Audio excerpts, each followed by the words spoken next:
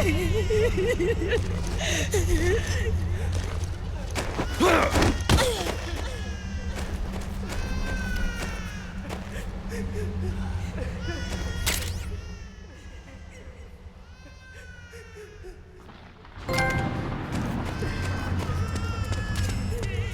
it, Snake. It's locked. There's no place to run. Stand your ground. It's your only option.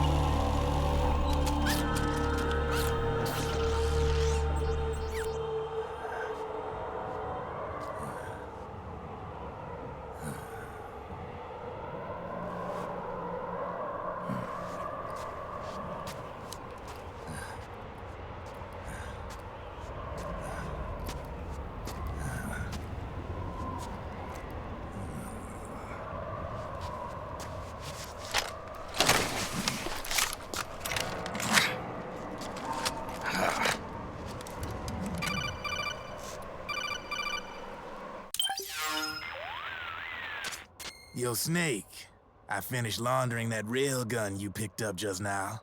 Knock yourself out. It's on the house. Thanks. Time for another bedtime story, Snake. This one's about crying wolf. You don't need me to tell you there's whole nations in Africa tearing themselves apart in the name of ethnic cleansing. Well, she was born into that environment. When she was a little girl, her village was attacked by rival armed factions. Her parents and siblings were slaughtered, and she was left a refugee. She took her last surviving relative, her baby brother, and ran as far as she could away from the war zone. One day, they came across an enemy unit, so she took her brother and hid in an abandoned shack. And then her brother started to cry. She knew that if the soldiers heard the noise, they would find them and kill them both. So she wrapped her hand as tight as she could around his mouth. As the footsteps gradually went away, she came back to her senses. Her brother wasn't crying anymore. Horrified, she pulled her hand away, covered in sweat and spit. He wasn't breathing. They say wolves eat their own pups when they die. She was spotted wandering through the thick of battle, carrying her dead brother in her arms. She had visions, too. A wolf walking alongside her. Every night, the wolf would howl and cry, just like her brother did that day. Eventually, she made it to a government-run refugee camp. But by then, her brother's body had rotted away. The camp was crowded with refugees like herself, and little children like her brother. Day and night, she was tormented by the cries of babies. The wolf that followed her heard her sorrowful screams and answered.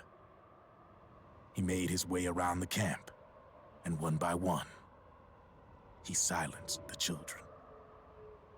She tried to stop it, but she was powerless to stop the wolf. A few days passed, and on the eve of the enemy's raid, there wasn't a child left. The adults who survived were torn up pretty bad. Of course, there was never any wolf in that camp. She was the one who killed those babies. But she couldn't bring herself to admit it. She couldn't bear the thought of herself going from one baby to the next, howling like a wolf, snuffing out their little lives. And she never did, even as crying wolf, a lonely beast forever stalking the battlefield. Snake, fighting with you made Wolf finally accept what she'd done. She was cleansed by you. If the cries she heard of children on the battlefield have been silenced, it's because of you. You ought to be proud. 3 down, 1 to go. All that's left is Mantis. But you should know, Snake, she's been controlling all the other beasts. She's the beast of beasts. Don't let her get her hooks in you. I won't. See you around, Snake.